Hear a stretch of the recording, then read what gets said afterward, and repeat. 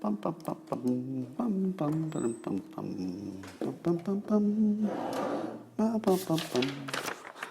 Bum, bum, bum, bum, bum. Hey, how's it going? Come on in. Does it seem like I'm a little bit late? That's because I'm preparing. I had to get my whiteboard ready because I know how much you like your whiteboard lessons. So that's coming up. Yeah, this is the best part of the day. It's going to be pretty good. It's going to be off the hook. And all you need to enjoy it to its maximum potential is what? I think you know. All you need is a cup or mug or a glass of tank or chalice or stein, a canteen, jug or flask, a vessel of any kind. Fill it with your favorite liquid. I like coffee. And join me now for the unparalleled pleasure of the dopamine hit of the day, the thing that makes everything better. It's called the simultaneous sip, and you can see the world improving with every delicious taste. Go. Let me tell you about a discovery I made recently. I was trying to cut down on my coffee, my caffeine content, and I found that if you add hot water to coffee, so that it's half just hot water and half coffee, instead of tasting like bad watered down coffee, it turns into a different kind of beverage. It just tastes like coffee flavored warm beverage. You'd think it would be terrible, but it's delicious. And I can drink more coffee that way. So it works. Has Joe Biden declared a lid yet? Has anybody heard from him?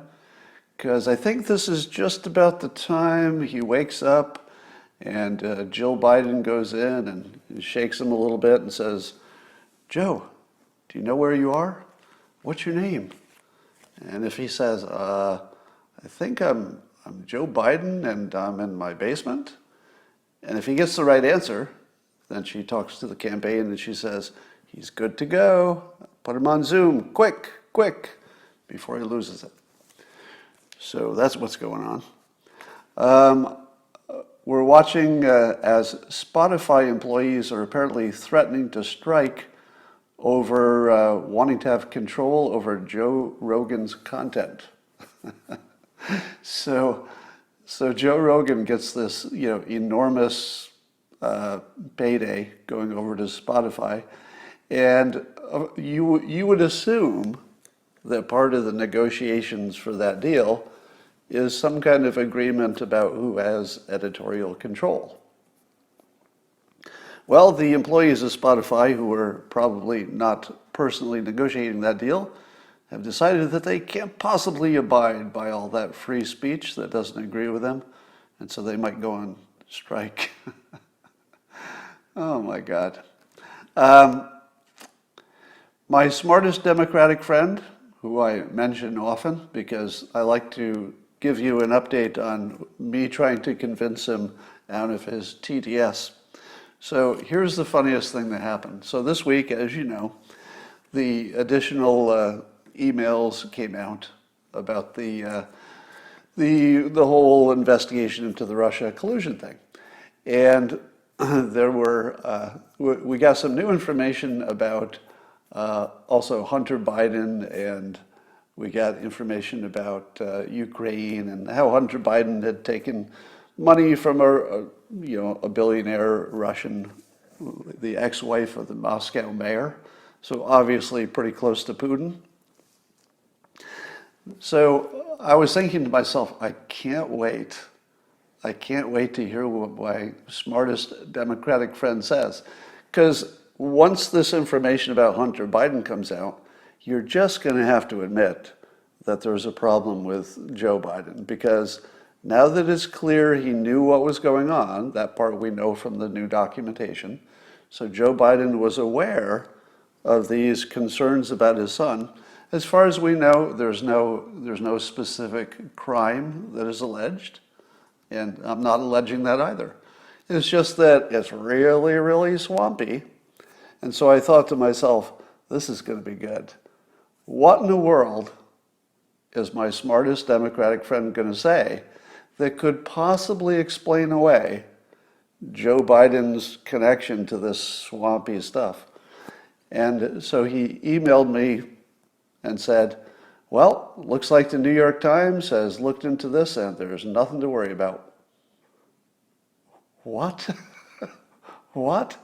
And so I looked at the article, and sure enough, the New York Times had decided that all the new information about Hunter Biden is not illegal. So we're good here, right? How in the world?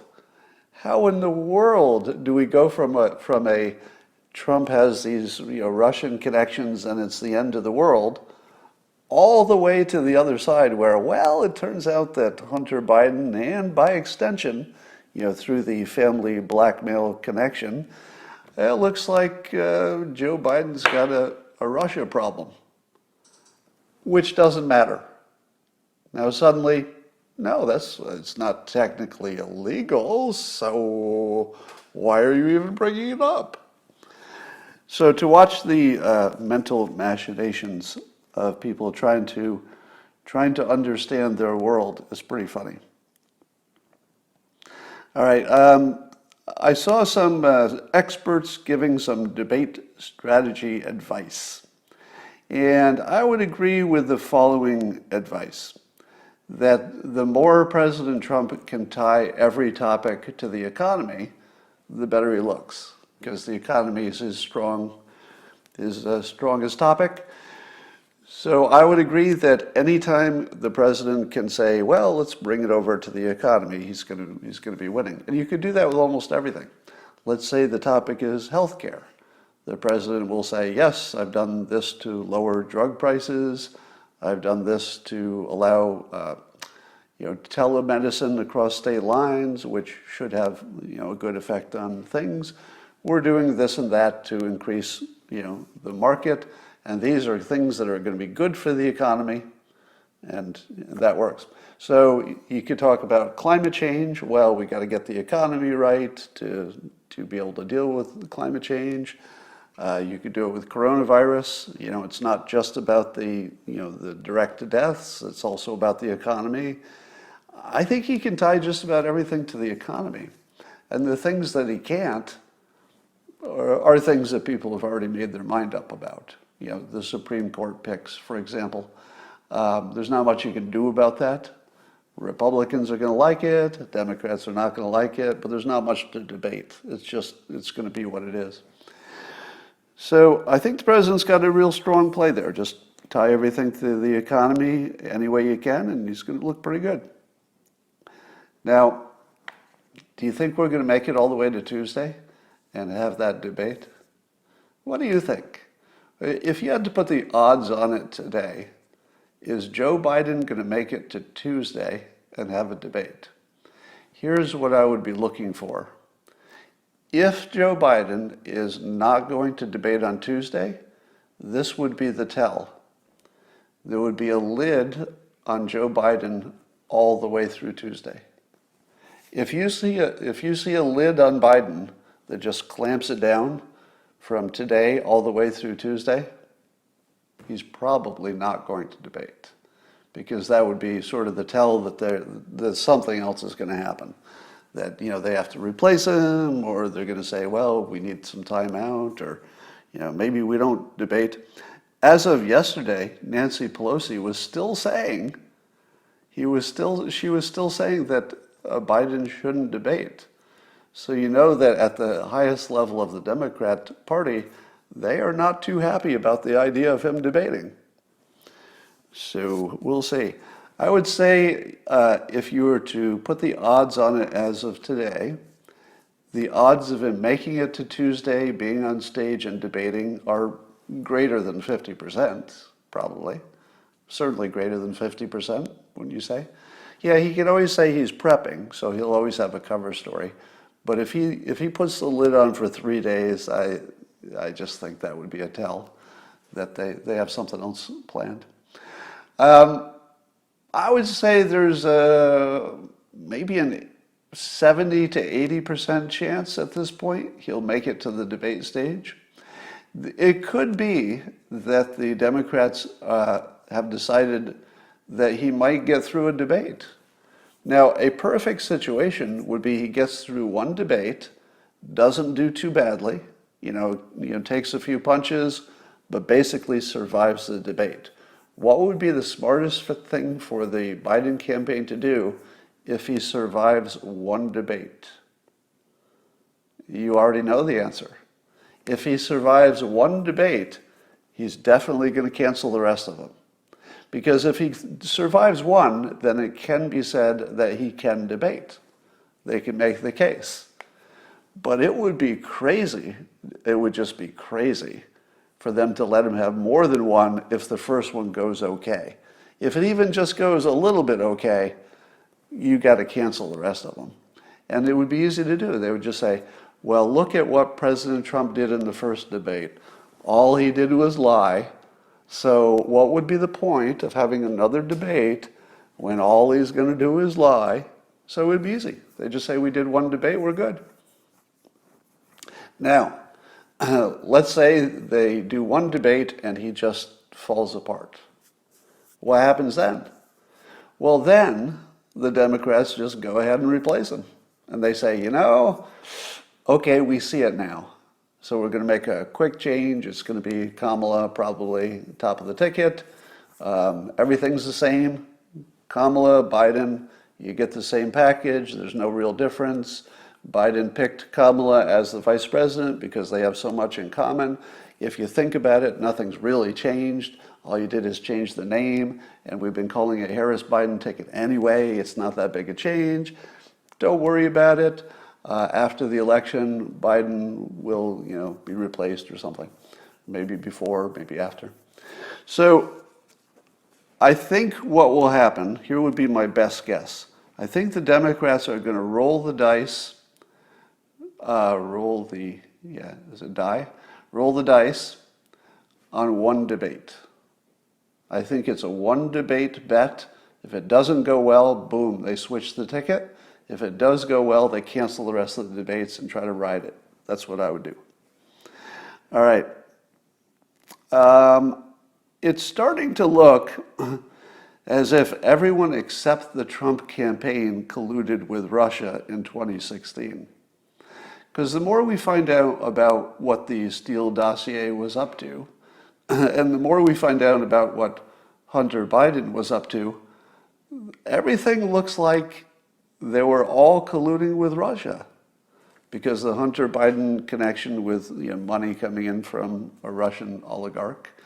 And of course the Steele dossier apparently was put together by an alleged Russian asset. was a major subsource for the Steele dossier. Now, given that Brennan knew that, how is that not colluding with Russia? If you're literally working with Russia on a common goal to overthrow the United States, which is the allegation against Brennan, how is that not colluding? Now you could say, well, the person we talked to wasn't necessarily having a conversation with Putin that week. It might be just a Russian. But I don't know if that's a thing, because the person that he was dealing with, for information anyway, was a suspected Russian asset, which means he would have connection to the top indirectly.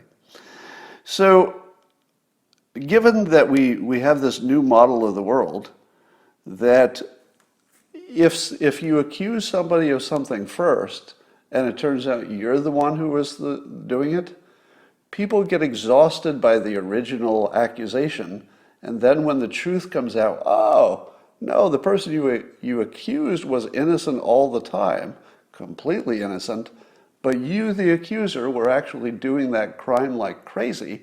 Somehow, it doesn't hurt them, because we are so easily rewired, or we're so easily, we buy into the first story we hear, that if the first story is that you're accusing somebody of something, they can't even see you as the perpetrator. For example, let's say you wanted to murder somebody. this is what we've learned. Instead of just going out and murdering them, you want to set the stage first. So prior to murdering somebody, you should publicly accuse the person you plan to kill of being a murderer. And you sell that, and the person will be like, what are you talking about? I'm not murdering anybody. I'm just an innocent citizen. Oh, no, no, no. You're a murderer. And you get everybody to believe that they're a murderer, and then you murder them. And people will have a hard time understanding, because it will be too much of a leap to go all the way from, wait a minute, are you saying that the murderer was actually the one you murdered? I can't hold that in my head.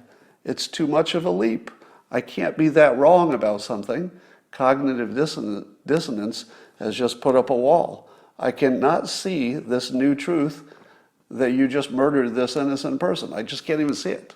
My brain doesn't register it because I'm still invested in the fact that the person you murdered, I believed, was a murderer.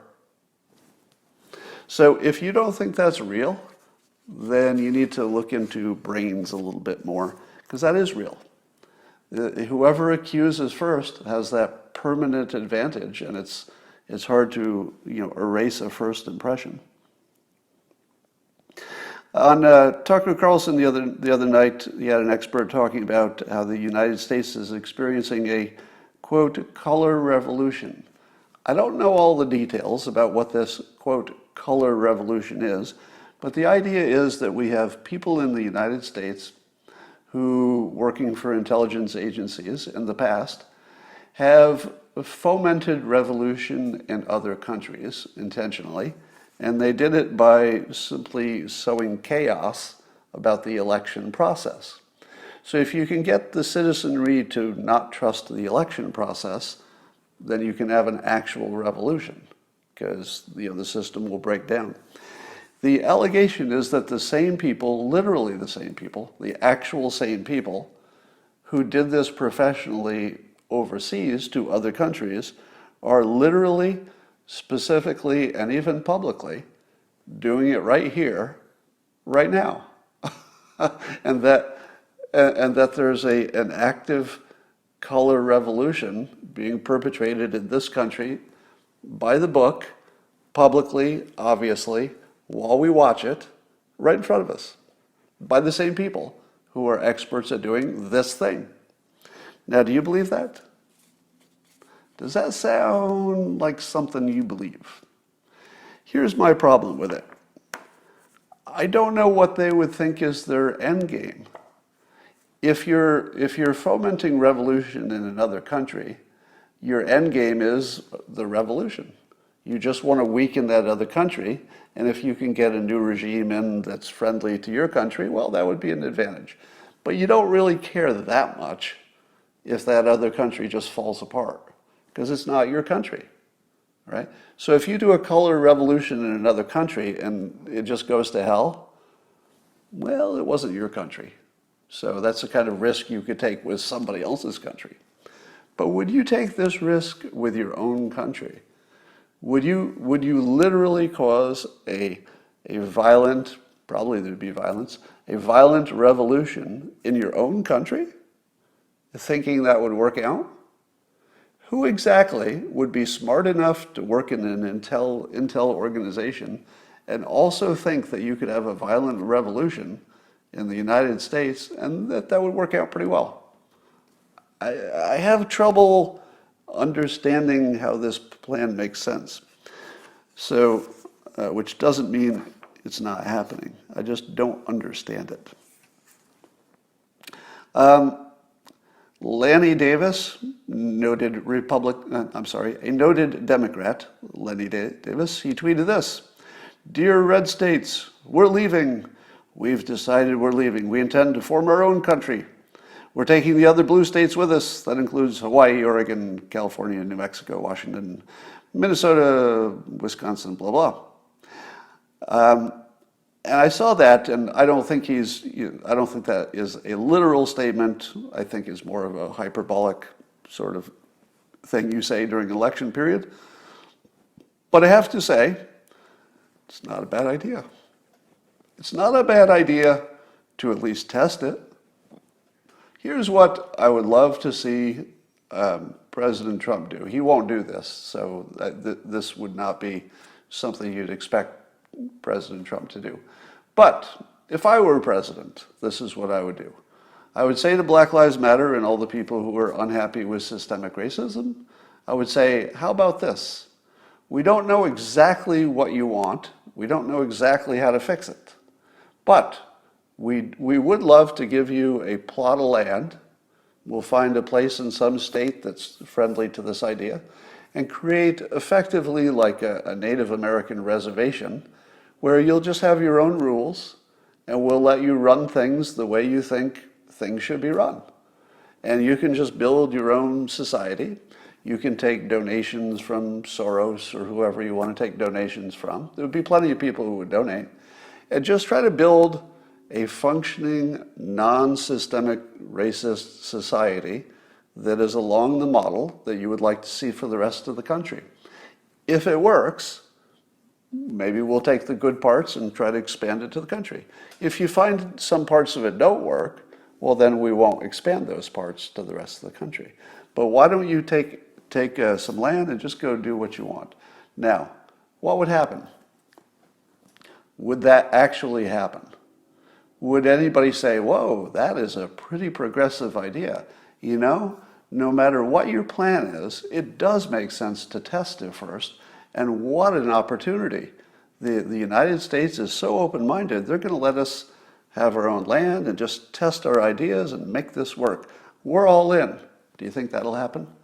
No. No. Because everything we've learned so far is there doesn't seem to be anybody involved with at least the leadership of the movement who is interested in solutions. They're not interested in solutions. If they were, everything would look different. People who are interested in solutions do things like the following. Hey, can we have a meeting? Our people have some ideas. We want to bounce them off of you. We'll really float these up, see what people think, maybe get a budget for this, see what we can do. Are you seeing that? No, you're not. You see crazy stuff like defund the police, but we don't know exactly what that means. You see, we got to get rid of institutional racism, whatever that is, whatever it means to the person talking. We have to tear down the system. We've got to burn it all down. What does any of that mean?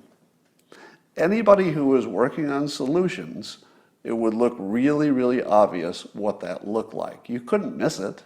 It would be people with actual plans, actual suggestions that were pretty specific. Hey, how about this law?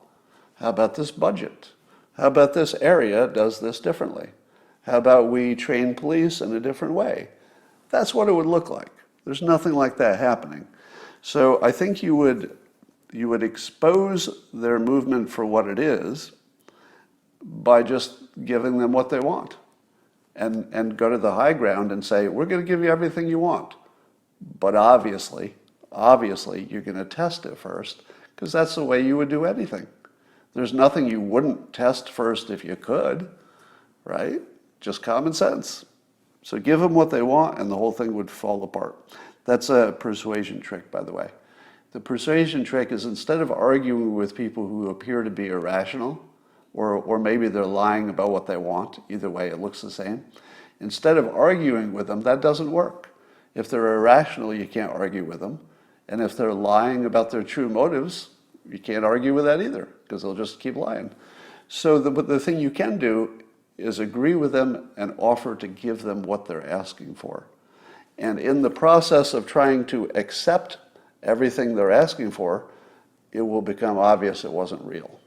So it's one way to solve it. The big news, of course, is Coney Barrett, who I love the fact that the public is deciding to call her ACB.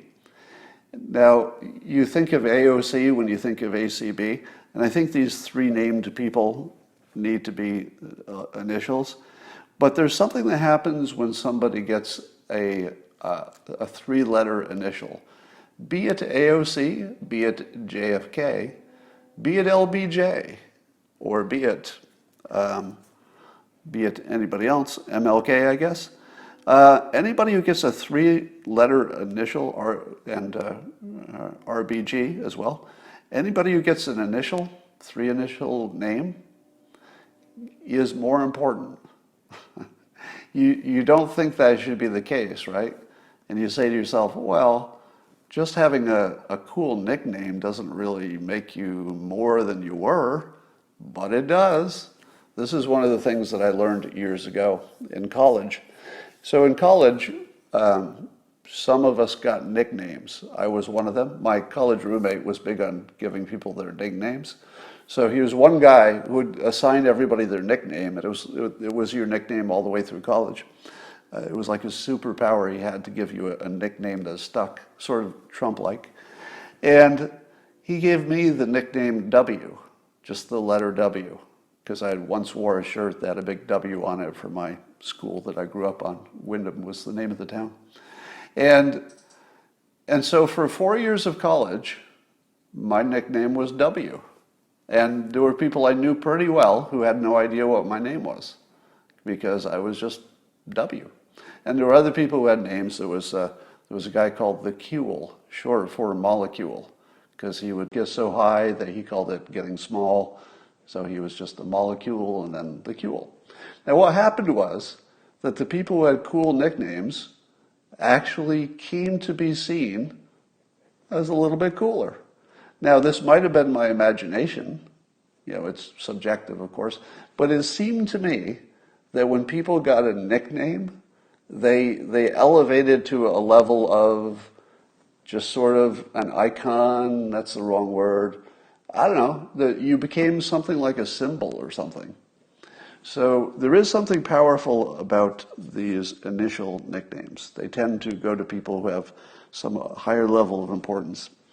All right, so the big story is that she's a member of this People at Praise, a charismatic covenant community. So they're Catholic or Catholic friendly or Catholic leaning or mostly Catholic or something. But they have some interesting views that includes, allegedly, and I'm going to put a really big alleged on this, because I'm very skeptical that this is happening currently. It could be that they're being blamed or painted with something that used to happen but doesn't anymore, because I'm not entirely believing that they speak in tongues. Do you think that whatever place of worship that ACB goes to with her family, do you think they actually speak in tongues, while she's there at the service? I'm guessing not, which doesn't mean that some part of the organization has never done that or doesn't do it. But I'm kind of guessing probably not. If I had to put money on it, I'd say something like, I feel like that's 70% chance she's never been in a room where that happened. I could be wrong. Somebody says lid. Did the lid get, is there a lid? Now, it does make sense if you get at least one more lid before Tuesday or two. But if it's all lid, if it's lid all the way to Tuesday, that means something. All right, so I don't know how real this stuff is, but it's going to be the big topic. Now, here's the beauty of it. As I think it was Tim Young pointed this out on Twitter. He said, every time a Democrat calls Amy Coney Barrett a cult member, which is what they're calling her, thousands of on-the-fence Catholics turn into Trump voters. And I think that's got to be true. If you're a practicing Catholic and you hear the Democrats call somebody who also was associated with Catholicism, if you hear them call her a cult member, are you going to say to yourself, oh, no, that's the different kind? She's over there speaking in tongues, so that's a different kind. So yeah, maybe that's a cult. Not me. I'm just a regular Catholic, so that doesn't affect me. I don't think people are wired that way. I think if she's called a Catholic and you happen to be called a Catholic and somebody is making fun of that other kind of Catholic, you don't shade it and say, well, that's not me, that's a different kind of Catholic. I feel as if you're going to take that personally. If you're a normal human being, you're going to take it personally. So the beauty of Trump's trap is that the more they complain about her, the more votes he gets, I think. I think it's pretty direct. Here's the most fun part of the allegations against ACB's religion is that, quote, one of its most notable features is the submissive role played by women, some of whom were called, quote, handmaids, at least until The Handmaid's Tale aired in 2017. At that point, they started referring to them as women leaders. Women leaders. Now, do you think that the phrase women leaders suggests submissive handmaids? I got a feeling that we don't quite have the full story of what was going on there, because I don't know how you would take somebody that your own religion considers, to use their words, submissive, and that you just rename them leaders. And it's like, oh, it's okay. We just rename them leaders. Still submissive, but we're just going to call them leaders. I don't know if that's what's going on. It feels more like, if I had to guess, and this is just a guess, pure speculation, that if you dug into this a little bit, you would find that whoever labeled their belief as a belief that women are submissive, I think you'd find maybe that's just not the case. I think you would find that if submissive is even part of the belief, it may be in some specific way. I don't think it means in life in general. So I got a feeling that we don't know what's going on there. But here's my take on this. Suppose the left goes after her for this allegation, however true it is. We don't know. And suppose they say, hey, we object to her in part because she has a belief that women should be submissive, to their husbands, maybe? Maybe that's the context, whatever it is. And again, you should be really skeptical about any of this. I don't know what the odds are that any of this is true. But let's just talk it through. Let's say, what if it is? Isn't that sort of an LGBTQ problem? Because wouldn't it simply be a lifestyle preference, if true, don't know if it is, but if true, that it was her preference or other people in the religious group, that they would be, and I hate to use the word because I think it's inaccurate, but submissive to their husbands? Isn't that just a lifestyle choice? Why is that anybody's business? Because I don't believe they're saying that you and I should change what we're doing.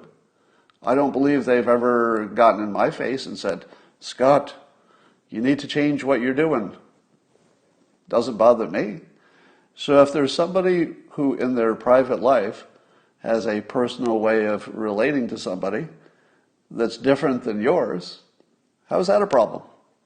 And shouldn't you be the open-minded people who say, hey, sexuality is a big continuum, a rainbow, which is my belief. My belief is that everybody is so different that grouping people into these arbitrary categories is suboptimal. So I'm as pro LGBTQ as anybody could ever be. I'm super pro LGBTQ. I'm extra pro LGBTQ. The more the better. But it feels to me like, although this is not a sexual preference, that it's in that area where it should just be a personal choice. Why is that anybody's business? Bill Maher is making news again by, I don't know why this is news. He's the most famous celebrity atheist in the world. So he said some biting things about her religious beliefs. Is that a surprise that he said that? Here's what I would like. Since everybody is worked up about President Trump saying that he would not guarantee a peaceful transfer of power, has anybody asked the Democratic leaders if they would commit to a peaceful continuance of the Trump administration should he win election? How has that never been asked? As soon as you hear it, I tweeted this morning, the moment you hear this, doesn't your brain say, yeah, that's missing? Nobody's asked Pelosi, can you commit to a peaceful continuance of the Trump administration should he win the election? That's a fair question. Should they be asking Biden? Should they be asking Kamala Harris? Should they be asking Chuck Schumer? Yeah, you should ask every one of those people to get on record, would you support and commit to a peaceful continuance of the administration should they win? Nobody's asking. If you don't see that asked by today, by the end of today, because there's always a Democrat floating around, you can ask this question. It's Sunday. What is today? Saturday. So you can certainly ask the question.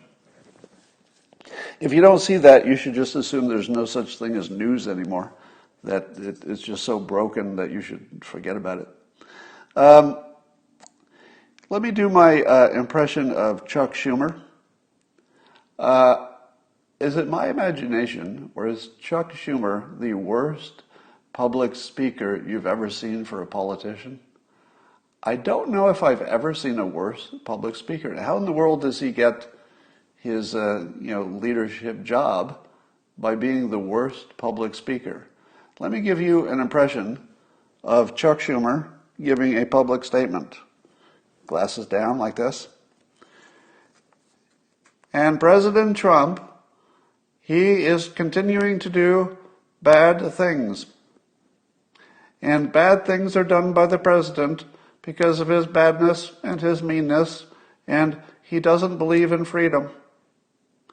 He hates people. He would like to destroy the economy for selfish, narcissistic reasons. I mean, my God, how does somebody like that become a leader? Literally, all he does is read, and he doesn't even read sincerely. He doesn't even read sincerely. If you look at prominent politicians in either party, would you say that AOC, whether you disagree with her or agree with her, doesn't she look and come off as being sincere? I would say so. She looks sincere to me. That doesn't mean she is, but in terms of how she presents herself, looks sincere. Does President Trump look sincere? Yeah, he does.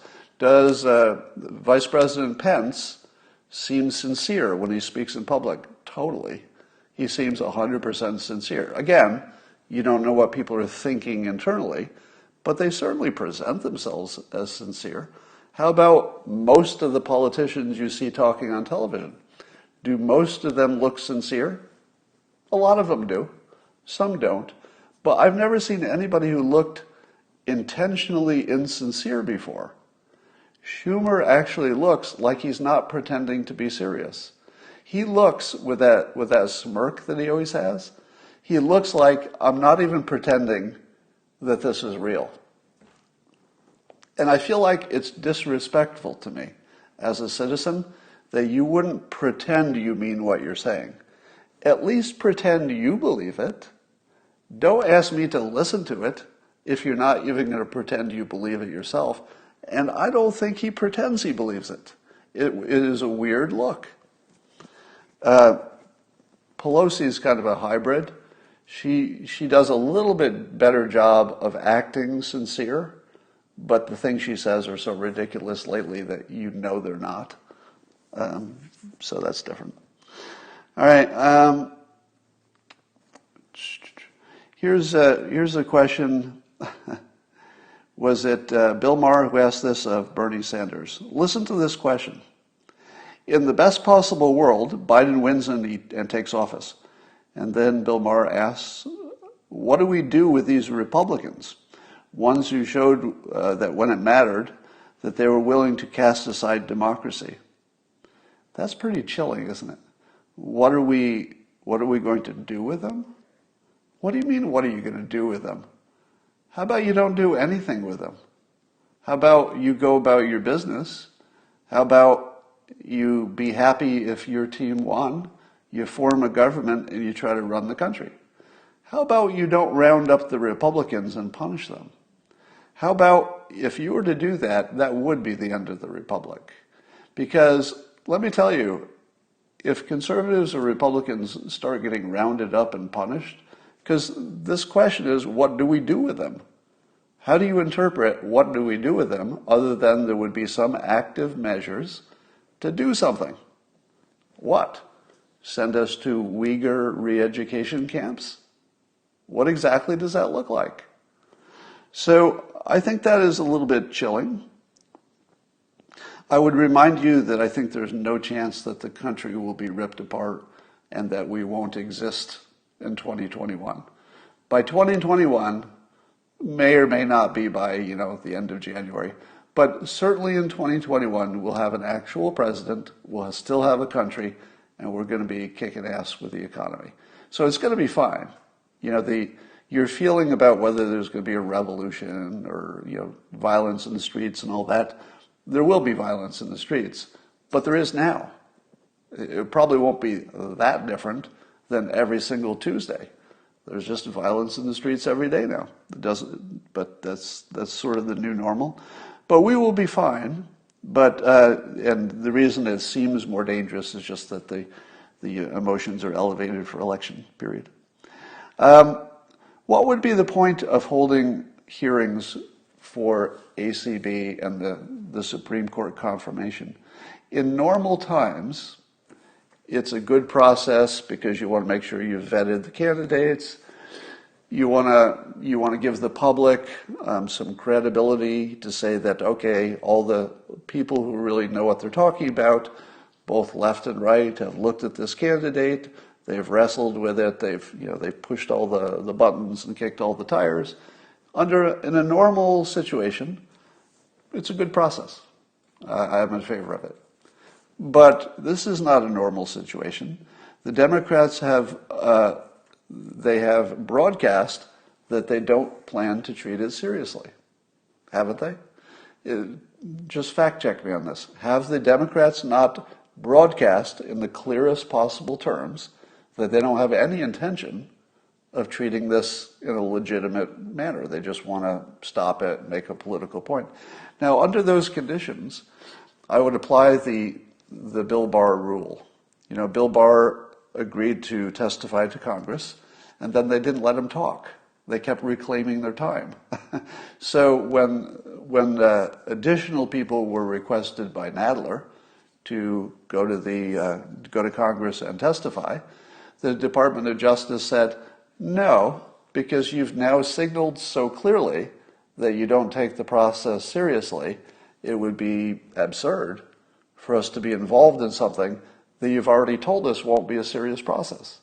If there was some hope it would be serious, if there was some remote chance something good could come out of it for the country, even for us, well, we might do it.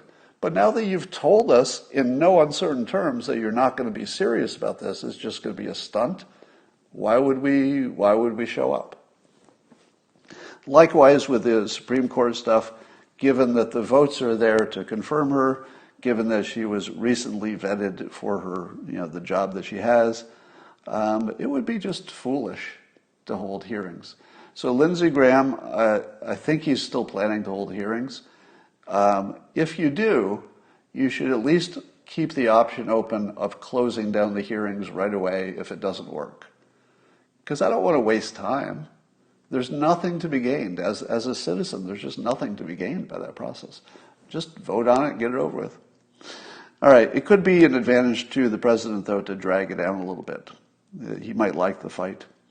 The Daily Mail, Anna Britain, is reporting that Boston University researchers found that COVID patients who had sufficient levels of vitamin D were about 52% less likely to die after hospitalization. So we have yet another study. Now, this is not one of those randomized controlled studies. This is another one of those, they just look at the data of things that have already happened. So it's not that gold standard kind that you would like to really, really know that you know what you're talking about. So we haven't reached that level of certainty. And I worry a little bit about cause and effect. Because it could be that people who are in a weakened state also have less vitamin D, and it's just a coincidence.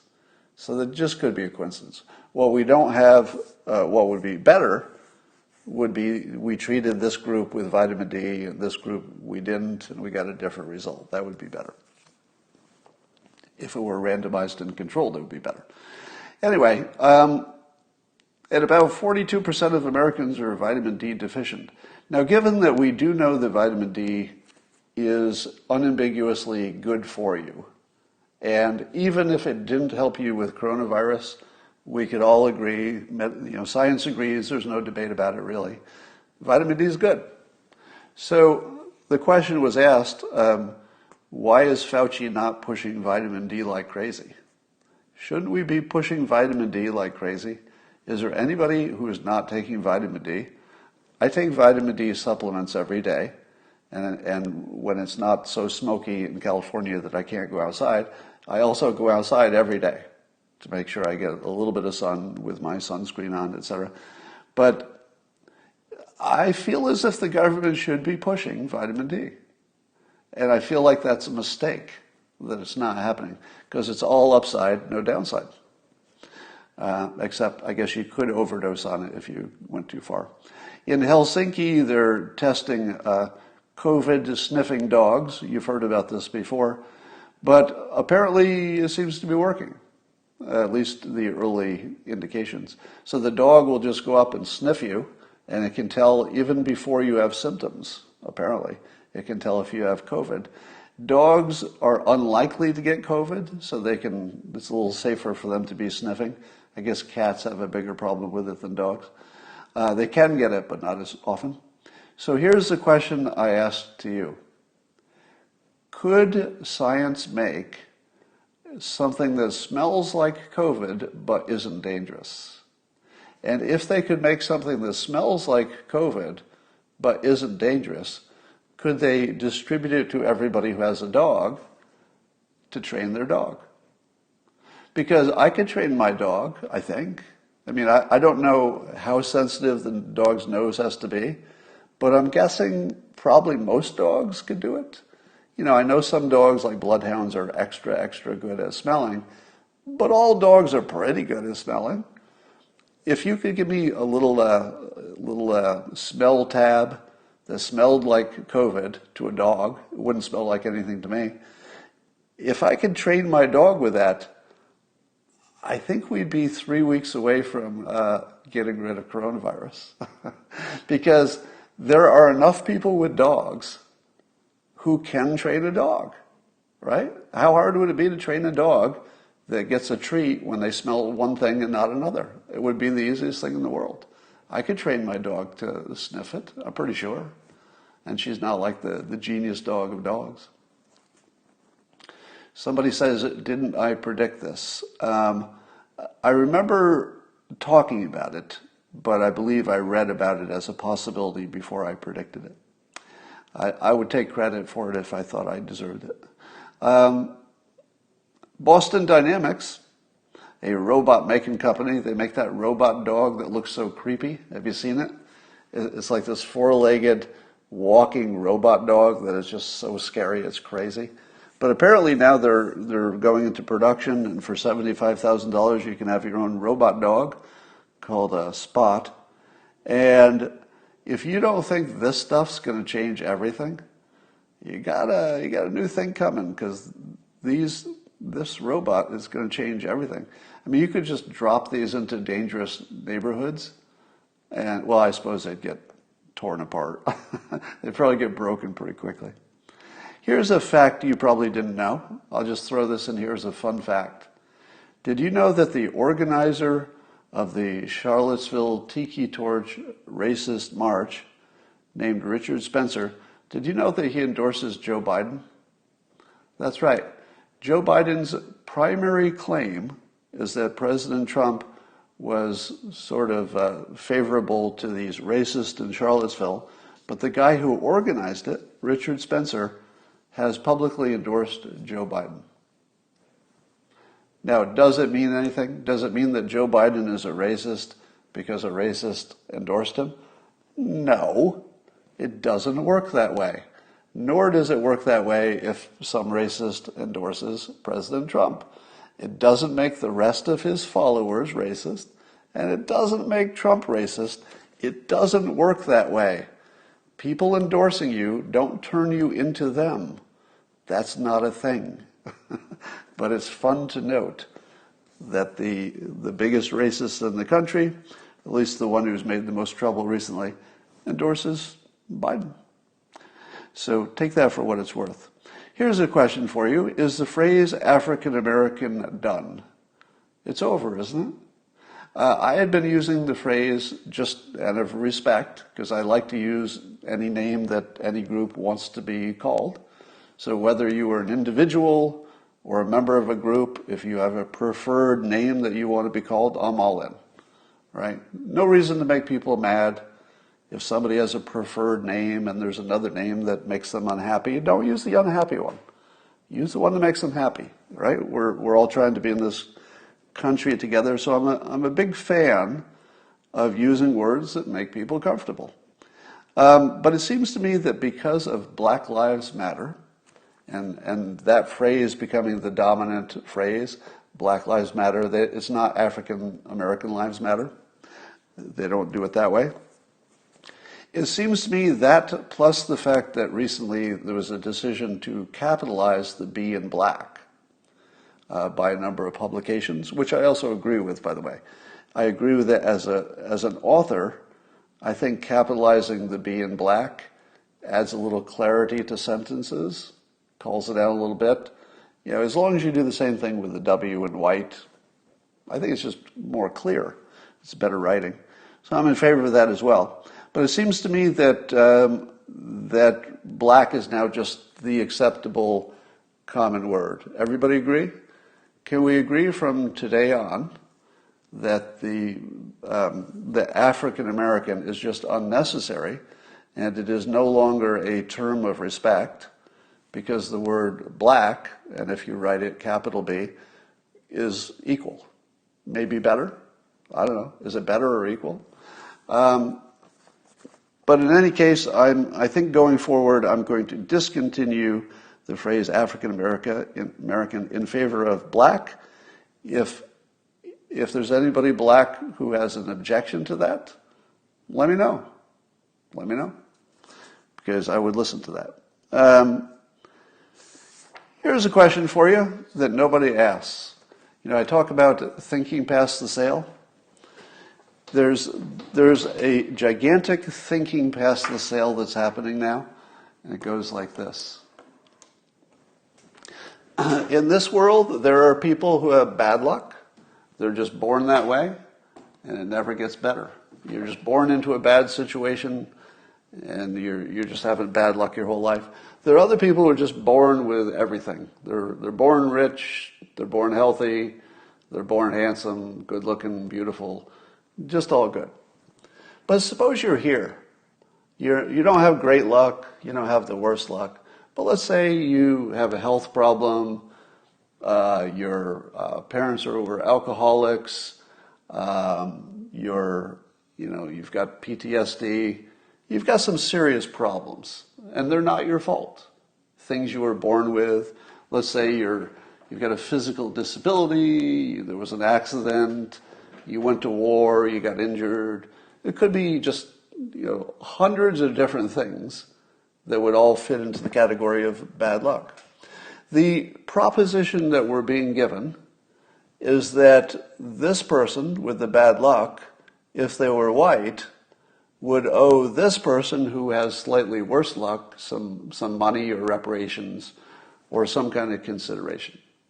Or that the person who is not you has a preferred problem, that there's such a thing as a kind of bad luck that's the worst kind. Now, let's say you had the legacy of slavery that ripples through time. You find yourself in a bad neighborhood.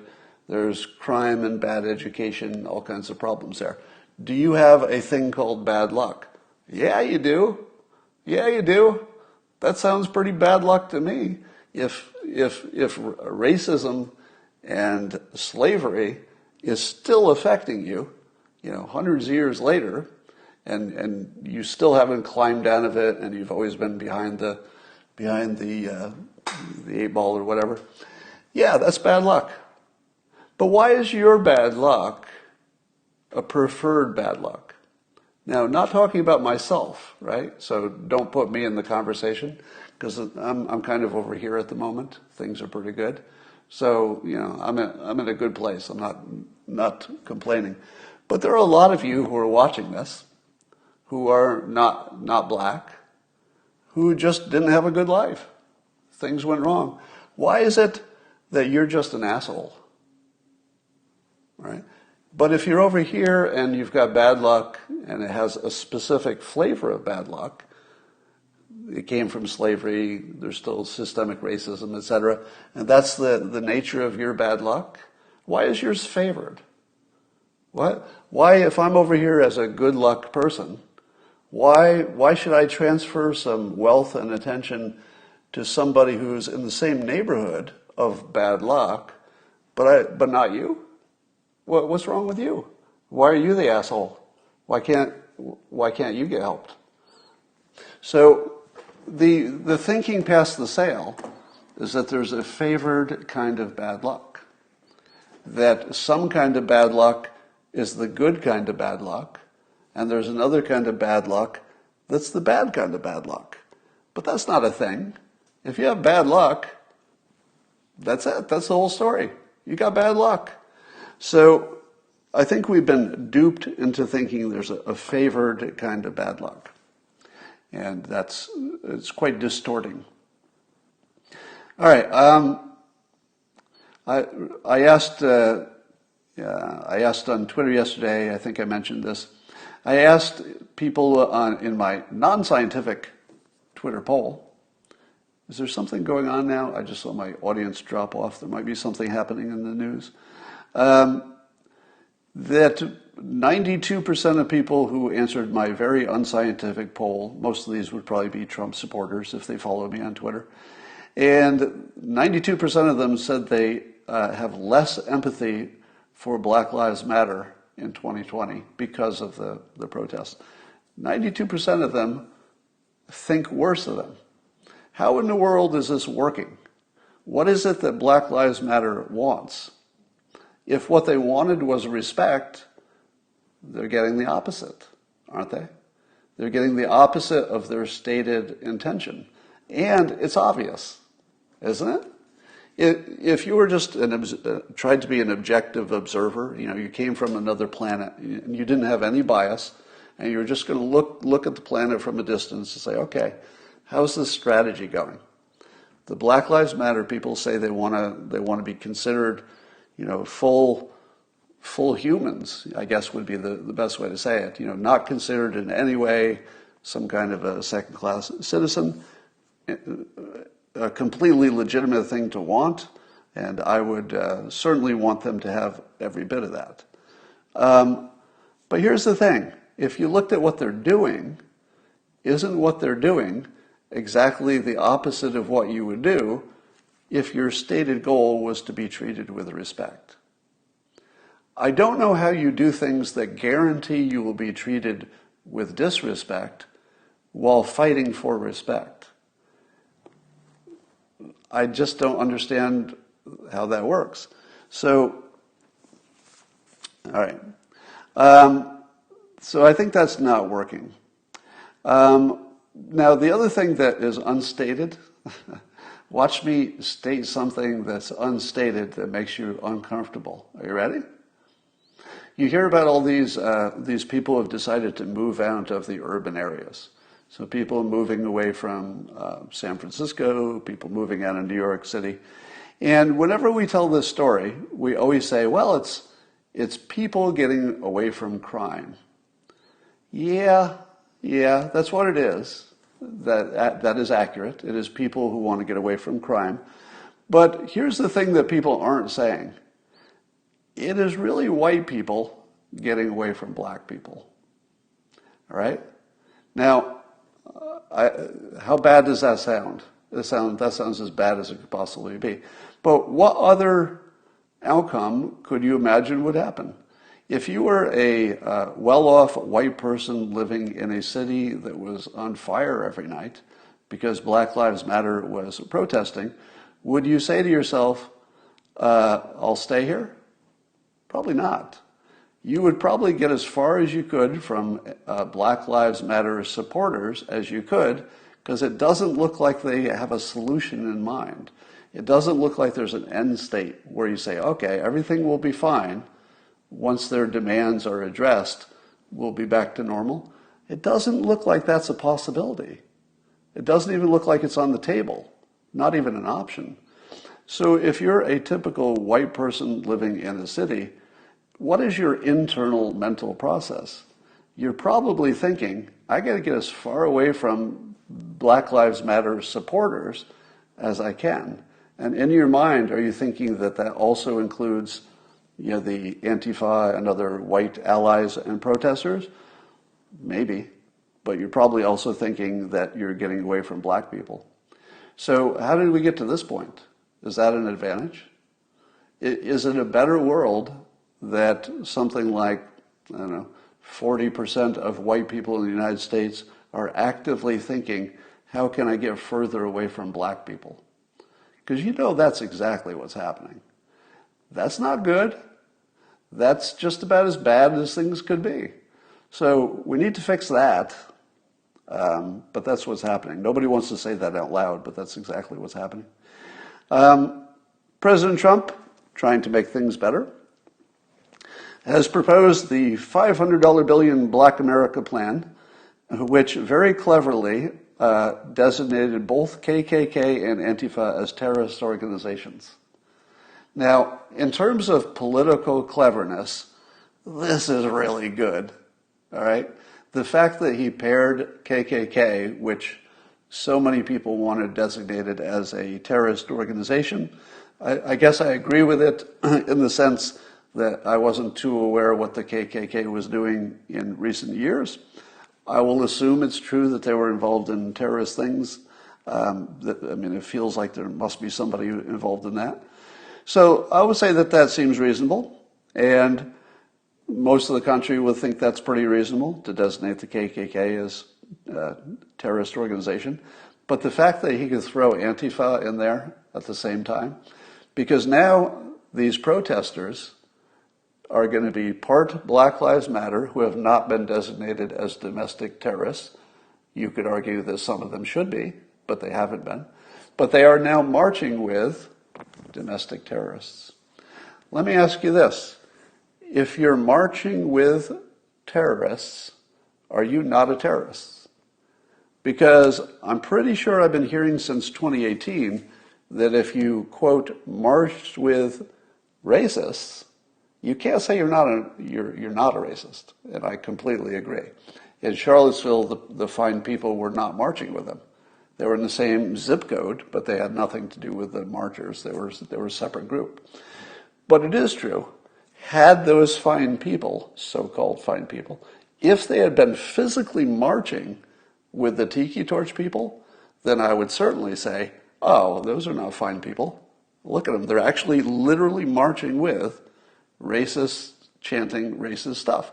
Of course I would condemn them exactly the same as the people who, maybe have a membership in a racist organization. There would be no difference. They'd be marching together.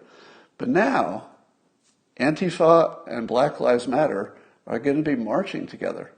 Literally marching, actually physically marching every night. So the president has just fined people, he's just fine-peopled Antifa and Black Lives Matter. He just got away with calling Antifa a terrorist organization because he called the KKK a terrorist organization at the same time, which kind of makes it all okay, right? You can't really argue with that. As long as it's both, who argues? So I don't think people quite see the brilliance of this move. This is really, really smart. One of the smartest plays I've ever seen in politics, because it kind of came out of left field and just suddenly this boom, it's right there. And I was like, well, okay, that's really good. Now, another part of this is they're making lynching a national hate crime. Who disagrees? Who disagrees with lynching being a national hate crime? I don't know. I don't think anybody disagrees with that. Well, there's always somebody who disagrees. But that seems pretty popular. If President Trump is this big old racist, why is he the one suggesting that lynching be a national hate crime? If he's a big old racist, why is he the one who just made the KKK a terrorist organization? If he's the racist, why is he the one who did prison reform? Why is he the one who supported the historically black colleges with their funding? Why is he the one who brags every day about low black unemployment? I've got a feeling that Trump's black voter numbers are going to be just crazy. This might be the biggest shock in the system, is the number of black people who are not crazy. You know, the ones who look at this and say, you know, I like the idea of Black Lives Matter. I mean, I'm totally down with the philosophy. I like everything about that. I like that they're fighting for, you know, people like me. I like that a lot. But they don't seem to be heading in exactly a productive direction with their Marxism, etc. I think you're going to see just a lot of black people who say, how about we just don't go down that path? All right, so part of this is a $500 billion capital kind of thing. We don't know the details, but apparently something to make capital more available. It's all good stuff, good political play. Separately, in one poll, support for Black Lives Matter demonstrations have fallen from 54% 3 months ago to 39% today. That's a big drop. So Black Lives Matter is now way underwater at 39% support. So now the president has just tagged them with being domestic terrorists, because they're marching with domestic terrorists, Antifa. I don't think that's going to help them. All right.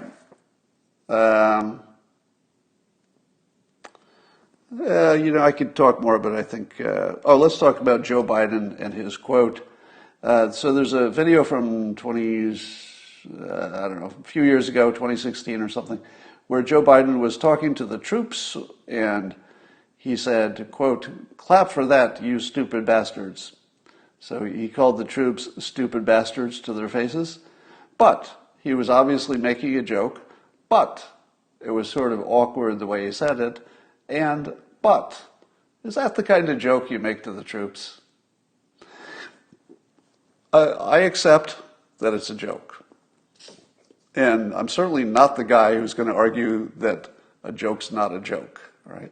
Because I spend so much time saying, did you not realize the president was joking? So I'm not going to reverse that just because I'm talking about Biden. Biden was obviously joking, but is that the kind of joke that feels right to you, right? If you can imagine a million kinds of jokes that are definitely jokes, and they're just intended as jokes, but they're still offensive, right? What about an ethnic joke? An ethnic joke is a joke, but it's really offensive. Is it okay? Is it okay because it's a joke? No, it's not okay, because in addition to being a joke, it's kind of offensive. And I would say that even joking to the troops, calling them stupid bastards, that's not really as funny as it should be. So I would criticize him for being awkward and offensive accidentally, but it was a joke. All right, Gayle King got into Pelosi a little bit and said that when Pelosi refers to Trump and her henchmen, that she's just being as bad as Trump is. And so even Gayle King is calling out Pelosi's language. All right, I don't want to go too long today. There's so much news, so much is happening. That's all I got for today. And was that the punchline? Yeah, you can Google that. That's all I got for today, and I will talk to you tomorrow.